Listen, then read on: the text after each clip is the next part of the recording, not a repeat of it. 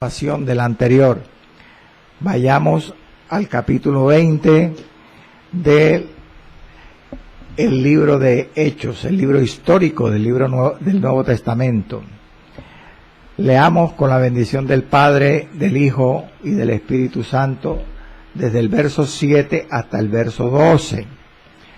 Y dice así la Sagrada Escritura. El primer día de la semana, reunidos los discípulos para partir el pan, Pablo les enseñaba, habiendo de salir al día siguiente, y alargó el discurso hasta la medianoche. Y había muchas lámparas en el aposento alto donde estaban reunidos.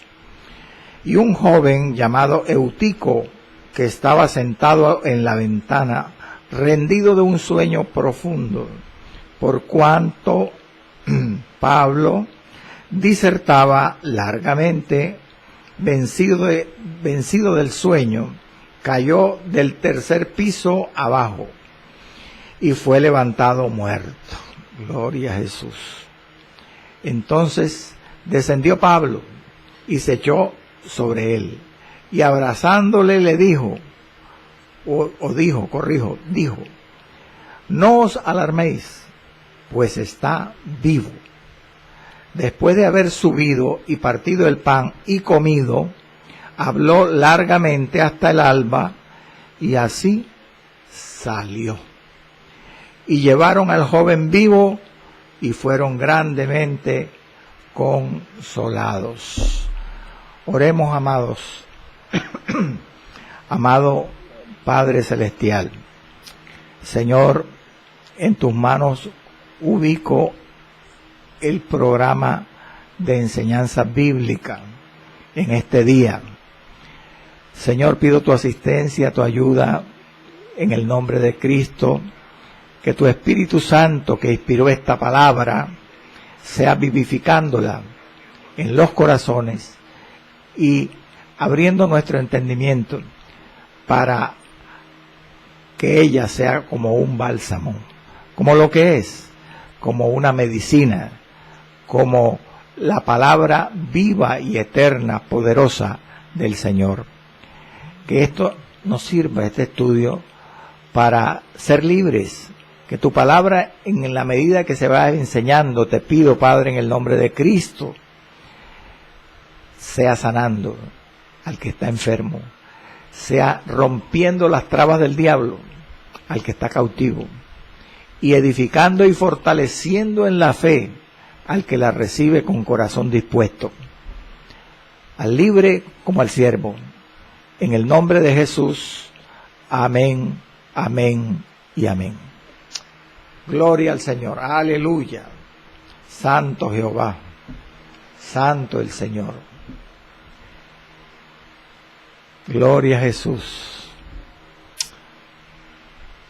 Aleluya. Bueno, amado, el título de esta enseñanza, visita de despedida de Pablo en Troas, segunda parte. Recuerde que nos demoramos bastante para desglosar, para darle el sentido al versículo 7. Prácticamente nos dedicamos a este versículo casi todo el programa anterior. Pero quedamos precisamente con la aplicación de este versículo 7, que realmente es el abreboca, la introducción de lo que se hizo ese domingo en Troas, un culto dominical, el primero descrito en la Biblia, en el Nuevo Testamento, un culto de Santa Cena, el primero descrito en el Nuevo Testamento, y que se convirtió en vigilia, con la asistencia muy especial de parte del Señor, de 9 misioneros estaban allí presentes en ese servicio, comandados o liderados por el apóstol Pablo. Y terminamos precisamente ese programa estoy hablando del programa previo, con la aplicación de que hoy en día las iglesias cristianas en toda la redondez de la tierra prácticamente suelen celebrar la Cena del Señor, esa ordenanza, los días domingos, pero mensualmente. Le recordaba en la vez anterior que la Biblia no menciona exactamente no da un mandamiento, un mandato a la iglesia sobre cada cuánto celebrar la cena. Sin embargo, sí, porque la palabra dice que el Señor mencionó que cada vez que partiéramos el pan y bebiéramos de esa copa, la muerte del Señor anunciaríamos hasta que Él viniera. No dijo exactamente cada mes, ni cada semana, ni todos los días. No obstante, recuerde que terminamos el programa anterior con esa aplicación, que en vista de la costumbre que tenía esta iglesia en Troas, según el pasaje, de celebrar la Santa Cena cada semana, como aprendimos, algunas iglesias en el mundo celebran la cena semanalmente. No es la regla es que la gran mayoría la celebra mensualmente, los días domingos. Pero ¿por qué le digo esto? Porque para seguir con el verso siguiente, el verso 8, quiero recordarles que las iglesias que celebran la cena semanalmente se apoyan en este pasaje y dicen que si los días domingos, usados como el día de reposo cristiano por todas las iglesias evangélicas, recordamos la resurrección de Cristo, y en la celebración de la Cena del Señor recordamos los sufrimientos de Cristo en su muerte en cruz, al entregar su cuerpo para sanidad de nuestras dolencias y derramar su sangre para perdón de pecados, pues debiéramos celebrar, dicen ellos, los que celebran la cena semanalmente, igualmente toda la semana la Santa Cena. Porque, como le estoy diciendo, si se celebra la resurrección de Cristo todos los domingos, recordando el domingo como el día de la resurrección del Señor, debiéramos también semanalmente las iglesias celebrar la Cena del Señor, que es un recorderi de la muerte de Cristo por nosotros. Tiene sentido, ¿verdad? Sentido lógico. Sin embargo, la mayoría de las iglesias han adoptado o adoptan celebrarla mensualmente, porque realmente, como les digo, no se da aquí una orden precisa, un tiempo en que cada cuánto debe celebrarse. Aleluya, gloria al nombre del Señor. Ahora sí, quiero continuar con el verso 8. El verso 8 y también con el verso 9 y 10. De una vez quiero releerlos. Dice, versos 8, 9 y 10. Y había muchas lámparas en el aposento alto donde estaban reunidos. Y un joven llamado Eutico estaba sentado en la ventana rendido de un sueño profundo, por cuanto Pablo disertaba largamente. Vencido del sueño, cayó del tercer piso y fue levantado muerto. Entonces descendió Pablo y se echó sobre él, y abrazándolo dijo, no os alarméis, pues está vivo. Muchas cosas, muchos detalles hay para aprender. Primeramente, el aposento alto donde estaban reunidos. Amado, el aposento es una habitación, es un salón que en este caso, donde se celebraba este servicio, estaba ubicado, como dice el pasaje, en un tercer piso de esa edificación. Al parecer las iglesias se reunían en casas o en edificios, y muchas veces en pisos, en segundo o en tercer piso. El aposento alto, como vemos aquí, estaba dando albergue a una congregación. Por eso interpretan los analistas que debía estar reunida allí toda la congregación de Troas ese día domingo, sobre todo que era de Santa Cena, celebración de Santa Cena. Es decir, que ese salón debemos interpretar como que podía acomodar a toda la congregación. Debía ser amplio, pero en todo caso debía haber un poco de incomodidad posiblemente. Hay algo más. Recuerde que aquí, además del culto dominical de Santa Cena, había un ágape incluido, que era la costumbre. Después de la Cena del Señor se celebraba la comida congregacional, fraternal, en ese tiempo. Algunos creen, amado, escuche, que se escogió un tercer piso, posiblemente también como una medida de, ¿cómo decirle? Una medida de precaución, para que el bullicio, los cantos en voz alta, o de pronto los gritos a veces de la administración de los hermanos, no llegara a oídos del común que estaba en el primer piso. Fue una medida de precaución, dicen algunos. Y se menciona también que este local tenía que ser de algún hermano acomodado, de algún hermano pudiente que lo prestó. Otros afirman que fue arrendado. Bueno, de todas formas,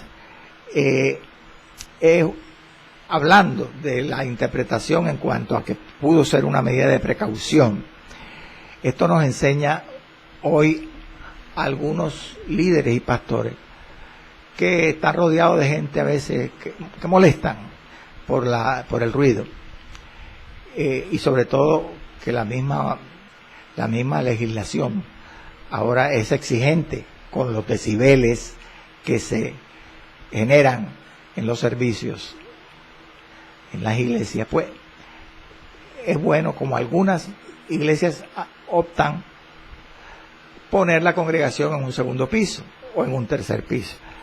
Eso es opcional y depende también de las circunstancias. Bueno, de todas maneras, el ambiente, escuche, el ambiente que había allí en el aposento alto ese domingo en Troas, es descrito, como usted se da cuenta, con toda precisión, con todo detalle, puesto que Lucas, recordemos también, era miembro del grupo misionero que viajaba y que estaba haciendo una visita por una semana en ese lugar de Asia Menor. Veamos primero el detalle que había muchas lámparas. Algunas versiones dicen muchas antorchas. ¿Qué nos dice esto? Que se necesitaba luz por la oscuridad. Pero era una Santa Cena, hermano. Los servicios de Santa Cena dominicales comienzan temprano. Sí, pero recuerde que ya estudiamos anteriormente que debió ser el inicio del servicio, como afirman muchos exégetas, haber comenzado en horas de la tarde. Muchos trabajaban, eran gentiles, que en ese tiempo trabajaban los domingos, y que los esperaron los hermanos hasta esas horas de la tarde. Es decir, que muy poco tiempo después de comenzado ya empezaba a oscurecer. Se necesitaban lámparas. Y dice Lucas que había muchas de estas lámparas. Al parecer eran antorchas, como interpreta otra versión. ¿Qué se deduce de esto, amado?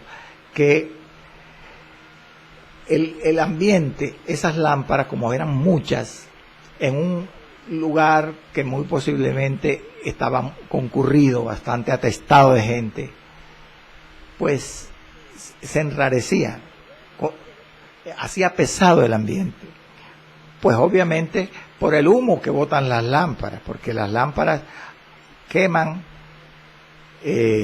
aceite, eran de aceite y botan humo, pero además enrarecían el ambiente porque al quemar aceite también queman oxígeno del ambiente y el oxígeno disminuye en el ambiente y como si fuera poco producen calor. Figúrese usted, humo, calor y disminución del oxígeno. El ambiente era pesado, hermano, en ese sitio atestado de gente. Pero además dice, gloria al Señor, que Eutico estaba sentado en una ventana, se sentó en una ventana.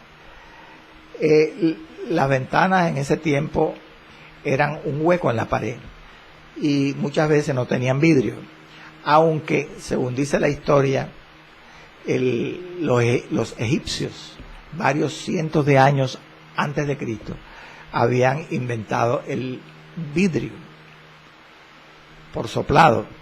Y los romanos también usaban vidrio, y algunos especialmente en ventanas, pero la mayoría de las ventanas, al parecer en ese tiempo de Pablo, no tenían vidrio, hermano. Entonces, Eutico se sentó a riesgo en ese hueco en la pared.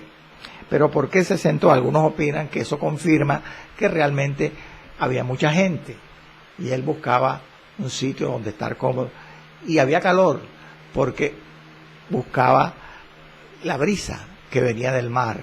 Recuerde que esta ciudad era una ciudad portuaria. Troas era un puerto de mar, gloria al Señor para siempre. Este joven llamado Eutico, la palabra joven en griego indica que era un varón entre 7 y 14 años. Era un preadolescente.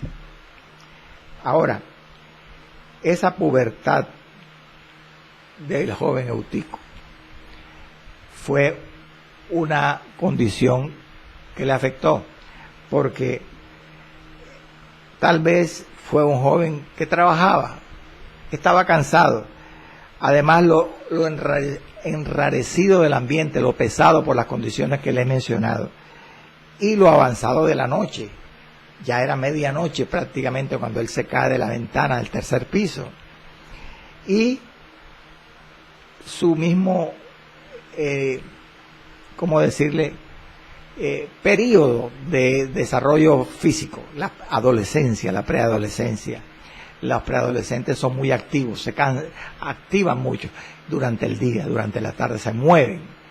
Debía estar cansado el joven Eutico, y eso contribuyó, fueron una cantidad de factores que se confabularon para que este joven disminuyera, aleluya, su resistencia física. Finalmente, el nombre. Observe que dice que él se llamaba Eutico. Afortunadamente, el nombre lo favoreció, porque los nombres determinan mucho en la vida de una persona, y el significado era afortunado. Eutico significa afortunado o feliz, y sí que fue afortunado, ¿verdad? Si analizamos el contexto posterior, al morir y ser resucitado, hermano, al morir y ser resucitado, fue muy afortunado, bendito sea el Señor, porque no son muchos los que pueden referir esta experiencia, bendito sea el nombre del Señor. Sigamos o repitamos el verso 9.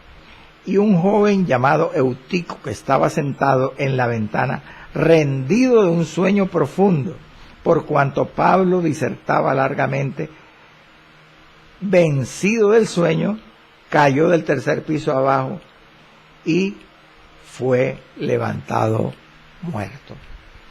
Algunos intérpretes le cargan la mano a Eutico, que fue descuidado, que fue desatento, porque no ponía atención a la palabra, y por eso fue que se durmió.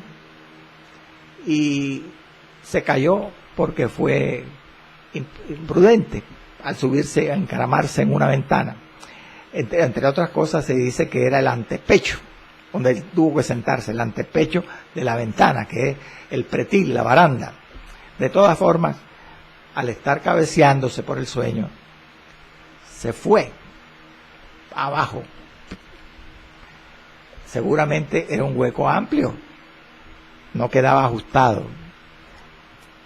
Gloria al nombre del Señor para siempre. Le cargan la mano a Eutico a algunos intérpretes de esta manera, pero observe que según dice el verso 9, él peleó con el sueño. Lucas es lo que está dando a entender, él batalló para no dormirse, porque observe lo que dice el verso. Primero dice, rendido de un sueño profundo, y más adelante en el mismo verso 9, finalmente, Lucas afirma, vencido del sueño, cayó. O sea, él estaba rendido, se estaba cabeceando, como las vírgenes de la parábola de las 10 vírgenes. Y eso no es malo, hermano. El creyente es humano y se cansa. Y en una vigilia, hermano, es posible que nos dé sueño. Pero debemos procurar no dormirnos.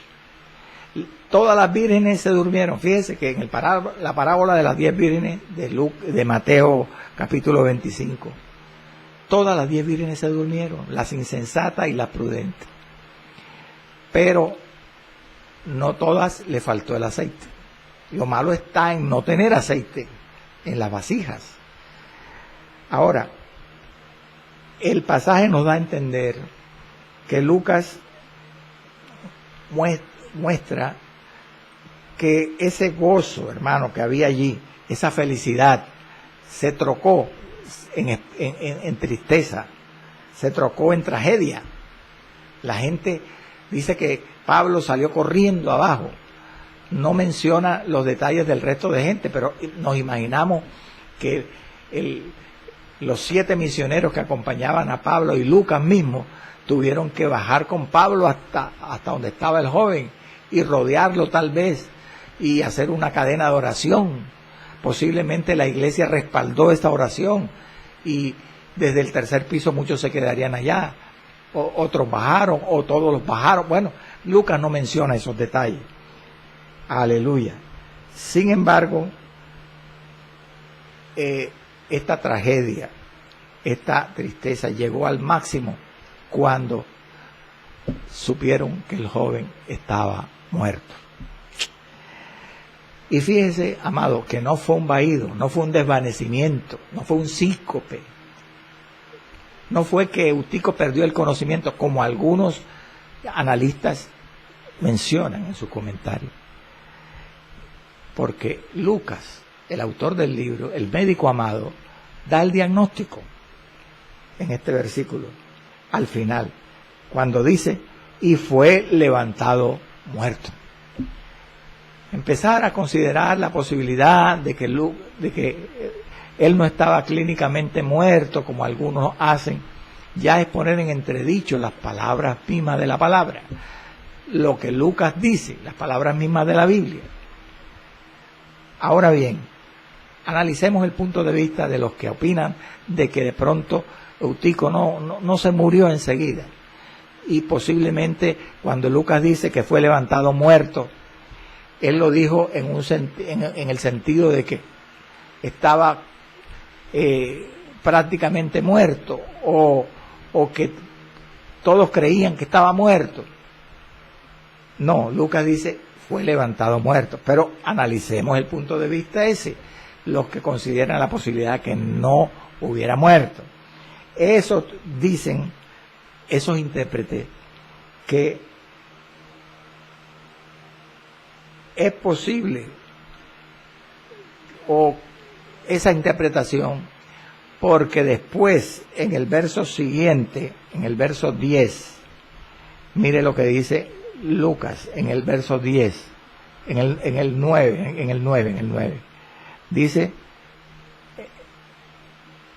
en el 10, corrijo nuevamente, entonces descendió Pablo y se echó sobre él y abrazándole dijo, no os alarméis, pues está vivo. los que piensan así, que no estaba clínicamente muerto todavía, esas palabras de Pablo del verso 10, no está, pues está vivo, no os alarméis, indican como si las palabras de Pablo hubieran corregido las palabras de Lucas del verso 9, en el sentido de que estaba muerto. No, hermano, es posible, y es lo más probable, a la luz del contexto, que cuando Lucas escribe que Pablo dijo, no os alarméis, pues está vivo, indicaba que después de abrazarlo, el apóstol, y orar por él, Eutico resucitó, que es la interpretación más concorde con el pasaje, que no contradice las palabras de Lucas. Gloria al nombre del Señor para siempre. Ahora bien, yo considero, hay una interpretación más que no muchos no siguen, pero yo la comparto, y es que las palabras de Pablo aquí en realidad indican no que Eutico resucitó enseguida cuando él lo abrazó o cuando él pronunció esas palabras del verso 10, porque consideran algunos, yo comparto, repito, esa interpretación, que aquí Pablo habló esas palabras, no os alarméis, pues está vivo, mediante el don de fe. Y posiblemente, o sea que el niño, el joven, Eutico, no estaba muerto todavía, pero Pablo habló fe, y tal vez minutos o horas después de los hermanos y los misioneros y Pablo orar por él, Eutico resucitó. Gloria al nombre del Señor para siempre. Ahora vamos a volver en estos detalles para que usted mejor comprenda con más detalles según dice la Escritura. Dice el verso 10, entonces descendió Pablo y se echó sobre él, y abrazándole dijo, no os alarméis, pues está vivo. Observe que él descendió enseguida, Pablo corrió y se echó sobre el muerto, Eutico. Vemos claramente que la predicación de Pablo, porque Pablo en ese momento estaba predicando, se interrumpió bruscamente. Pero hay un detalle interesantísimo y que tiene mucha enseñanza. Amado, este pasaje tiene un paralelo, o dos paralelos, en el Antiguo Testamento, en los ministerios de los profetas Elías y Eliseo. En ambos ministerios, tanto del profeta Elías como de Eliseo, estos profetas resucitaron sendos niños, sendos jóvenes, eran niños. Elías resucitó un niño, al hijo de la viuda de Sarepta, y Eliseo resucitó al hijo de la Sunamita. En esos pasajes donde se refieren a ambas resurrecciones, en el ministerio de Elías y Eliseo, en Primera de Reyes, el de Elías, y en Segunda de Reyes, la resurrección hecha por Eliseo, vemos que en ambos casos, en el de Elías y el de Eliseo, ellos devolvieron la vida a un niño, como Pablo ahora le devuelve la vida con su oración a Eutico. Y en cada uno son pasajes paralelos, porque en cada una de las resurrecciones en el Antiguo Testamento los profetas actuaron de la misma forma que Pablo actuó en Troas. Abrazaron el cadáver. Leamos la palabra.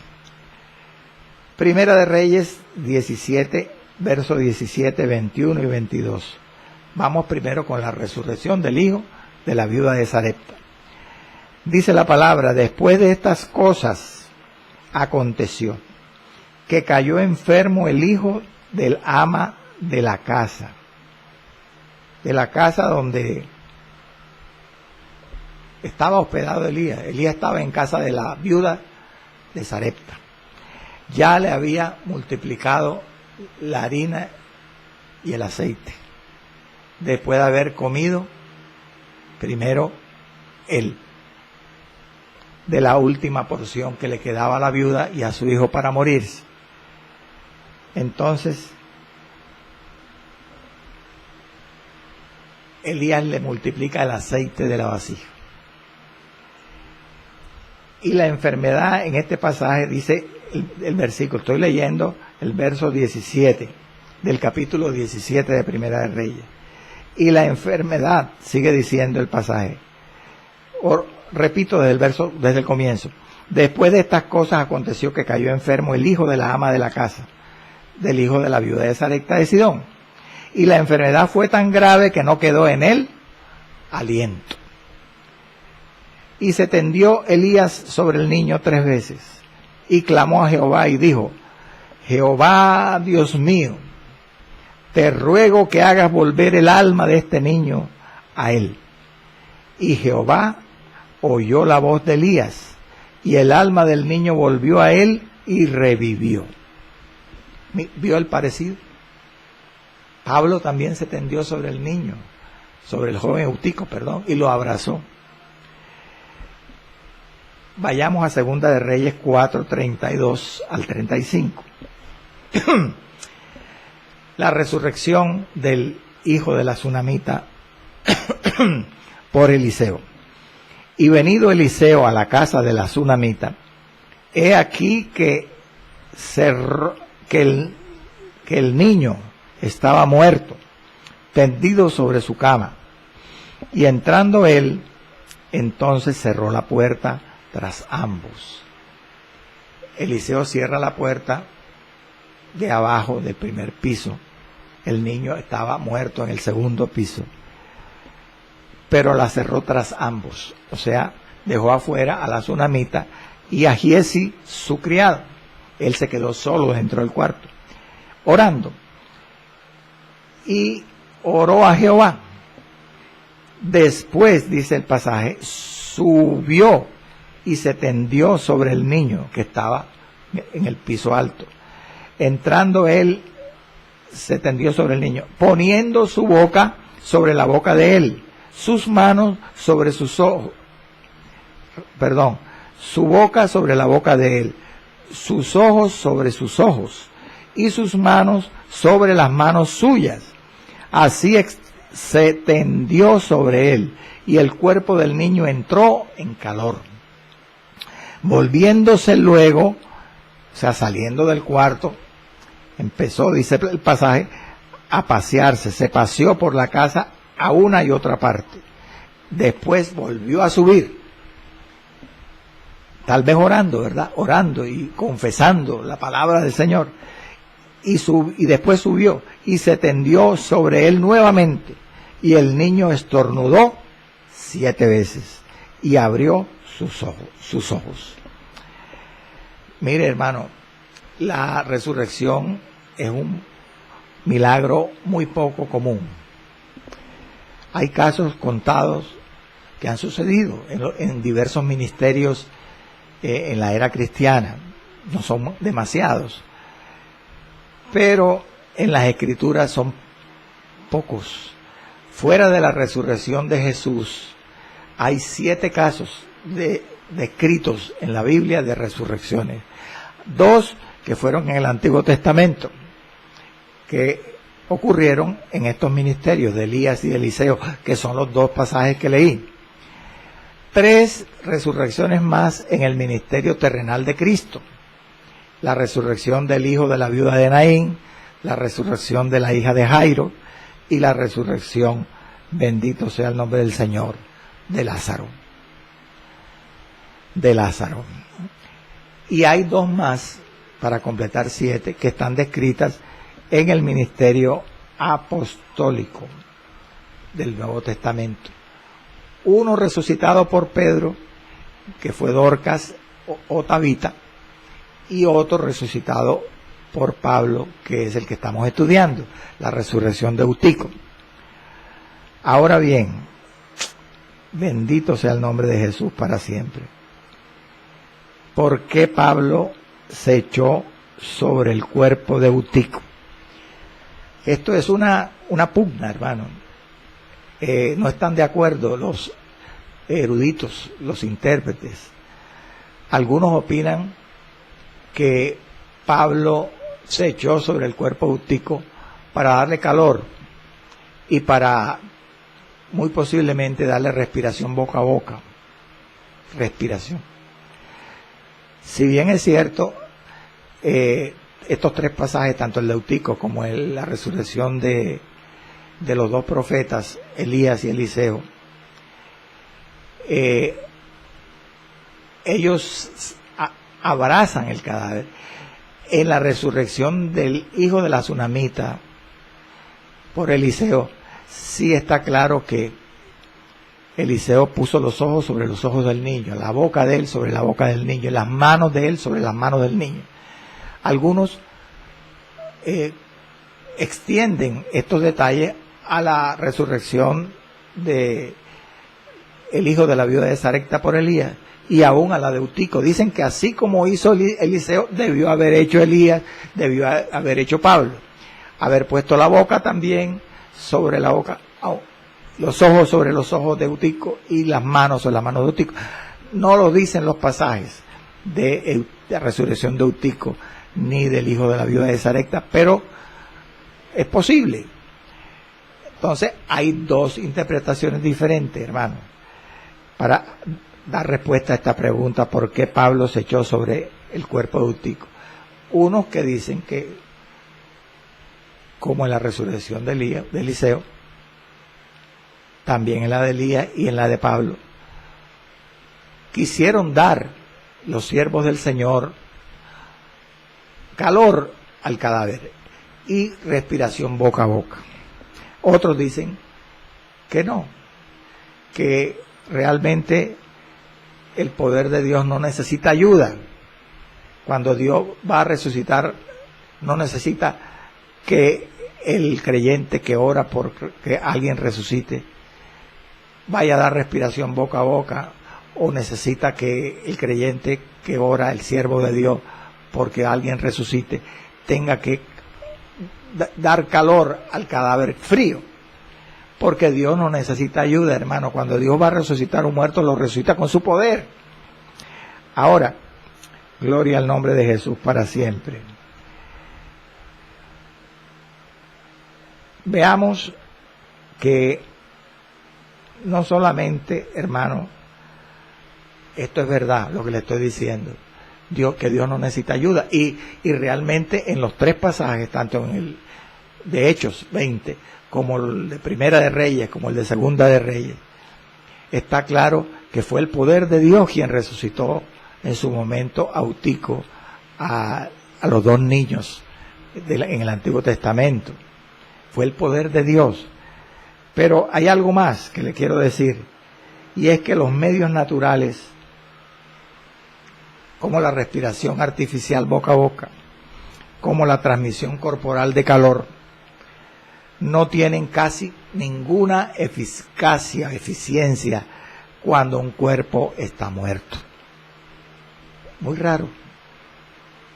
Aún los médicos, cuando un cadáver deja su corazón de latir y un cerebro empieza a parar, sus pulmones a dejar de respirar, usan a veces aparatos como un desfibrilador, por ejemplo, un aparato que da choques eléctricos, y de 10 maniobras de resucitación, se llama eso, en una o dos son exitosas. De 10, 7, 8 se mueren. ¿Cuánto menos sin ningún aparato, con respiración boca a boca, con calor? Y Dios no necesita tampoco ayuda, hermano.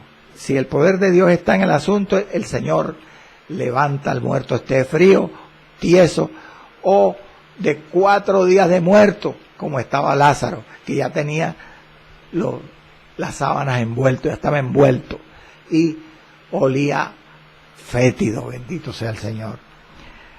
Aleluya. No me avergüenzo del Evangelio, dice el apóstol Pablo, porque es poder de Dios para salvación, al judío primeramente y también al griego. Porque en el Evangelio la justicia de Dios se revela por fe y para fe, como está escrito, mas el justo por la fe vivirá. Es la fe, hermano, la que sana. Es la fe y el don de Dios la que levanta un cadáver. Ha habido ministerios terrenales aquí de hombres que Dios llamó y que han tenido ejemplos de resurrección de muertos. Me recuerda el ministerio de David Wigglesworth en Estados Unidos.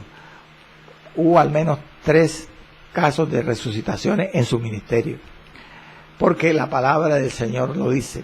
Jesús lo dijo: el que ni cree, Juan 14:12, las obras que yo hago, él las hará también, y aún mayores, porque yo voy al Padre. Cosas mayores, hermanos, cosas tremendas, milagros creativos, Dios está haciendo, bendito sea el Señor para siempre. Entonces, ¿cuál es la conclusión, hermanos, de este análisis, de esta forma de interpretar si Eutico murió o no murió? Pues que Eutico realmente murió. Es lo que comparte la mayoría de los intérpretes, que yo también comparto igualmente. Porque Lucas, el médico amado, dio el diagnóstico, hermano.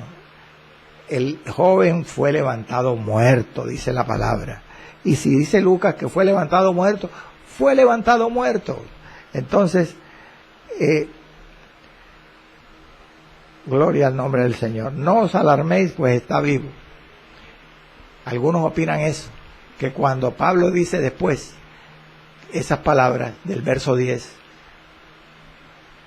indicaba de que había resucitado después de abrazarlo y orar por él.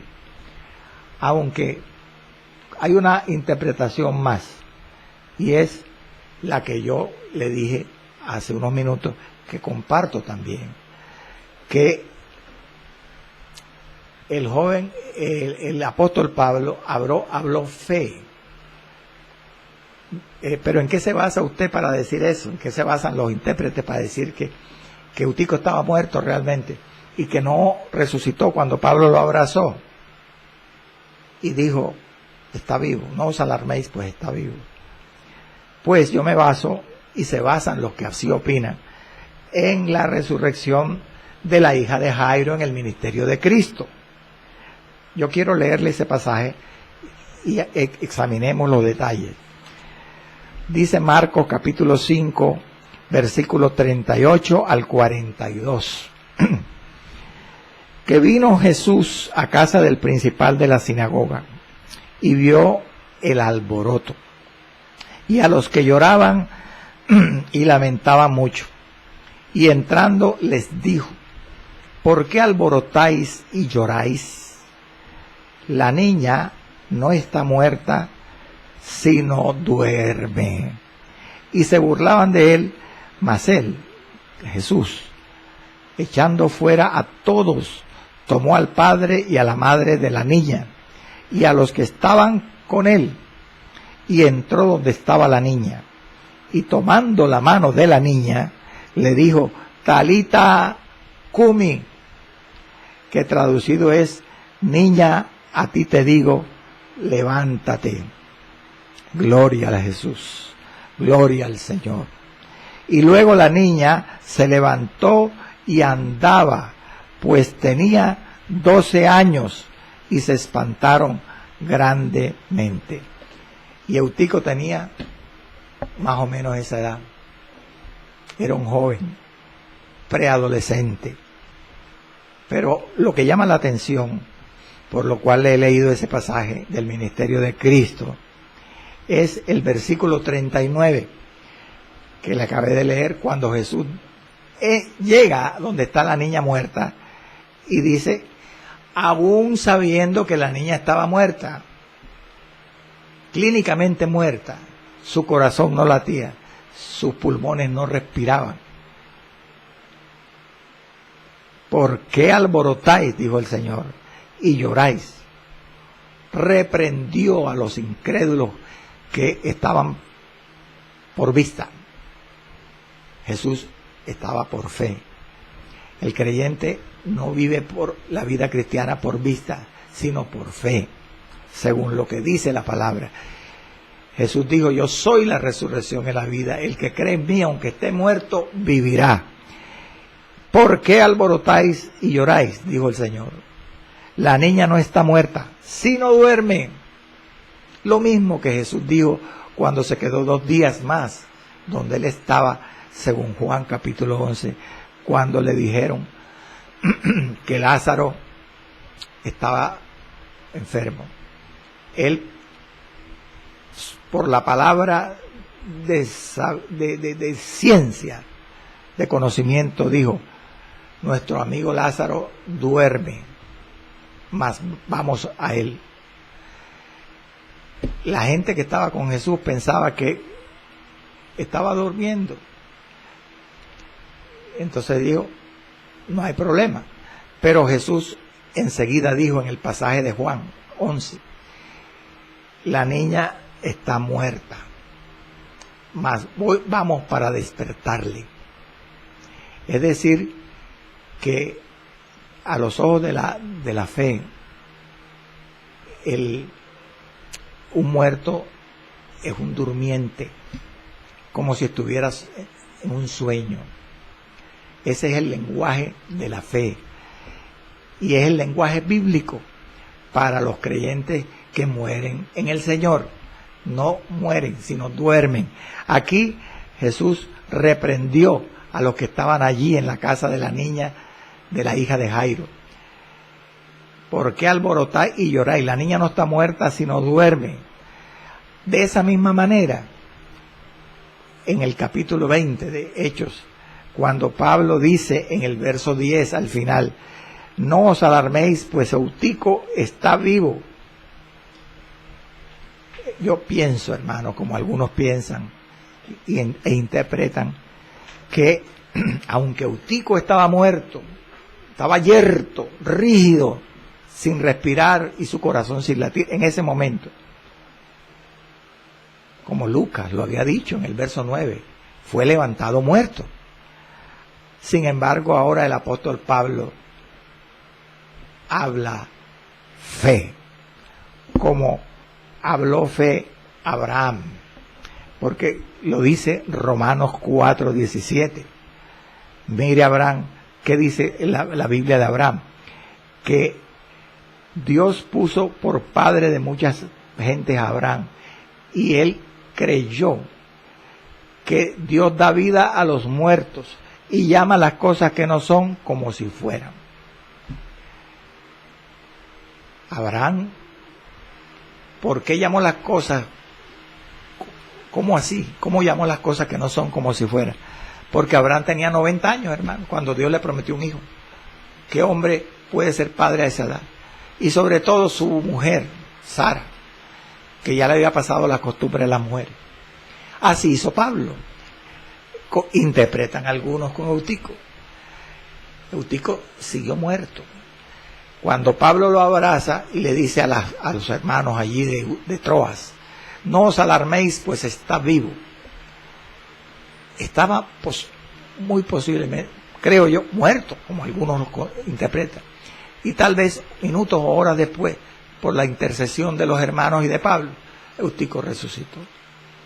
Bueno, de todas maneras, sigamos el estudio. Nos quedan pocos minutos, aceleremos un poco. Versos 11 y 12 nos quedan por estudiar. Dicen así estos versos. Después de haber subido, después que resucita Eutico, de haber subido, no sabemos cuánto tiempo pasó. Depende de la interpretación que le demos a las palabras de Pablo. Y partido el pan, después de haber subido a donde se estaba haciendo el culto, al tercer piso, Eutico cayó al primer piso. Partieron el pan y comieron, dice, y partido el pan y comido, habló largamente hasta el alba. Y así salió. Y el verso 12 termina diciendo, y llevaron al joven vivo y fueron grandemente consolados. Esta frase, después de haber subido y partido el pan y comido, en realidad hay dos formas de interpretarla. O sea, algunos, como ya yo le he dicho antes en el programa anterior, no se sabe con plena seguridad cuándo se celebró la Santa Cena o la Cena del Señor en ese servicio dominical. Algunos creen que se celebró antes de Pablo comenzar a predicar, la primera tanda de predicación. Y después que Eutico, después de medianoche, murió y resucitó. Ahora, según dice el verso 11, que subieron y partido el pan, comieron. Dicen que fue cuando se celebró el ágape, la cena compartida, la cena fraternal. Sin embargo, algunos consideran que, pues, lo que dice Pablo de la cena del Señor en el verso 7 fue una introducción, un aviso de que se iba a celebrar la cena en el servicio, pero no en ese momento. Que realmente la cena, dicen estos intérpretes, que consideran de esta forma que le estoy diciendo, que después que Eutico resucitó fue cuando cenaron, tomaron la cena y después de la cena celebraron el ágape. Gloria al nombre del Señor para siempre. El verso 11, en la parte final, dice que Pablo, después que ellos supuestamente celebran la cena y el ágape después de la cena, habló largamente, o sea, reinició su discurso, pero esta vez se extendió hasta el alba. Y así salió. Mire, amado, decía un gran siervo del Señor del siglo pasado, Martin Lloyd Jones, no sé cuántos lo han leído, que imponerle a una persona un determinado, o a un predicador, un determinado tiempo muy limitado para llevar un mensaje en una iglesia, es ir en contra del Espíritu Santo. Que hay que darle, decía él, libertad al Espíritu, que hasta donde Dios le dé, para exponer un sermón. Pero realmente, amado, ¿por qué digo esto? Porque Pablo predicó hasta el alba, alargó el discurso más todavía. Él había alargado el discurso hasta la medianoche, pero después volvió y lo alargó, la segunda intervención. Pablo era un hombre de Dios. Dios le puso a alargar el mensaje, por lo que ya hemos estudiado antes en el primer programa. Yo le invito a que vea el primer programa, la primera parte. Pero hay una cosa real, hermano, créame, se lo digo con toda honestidad.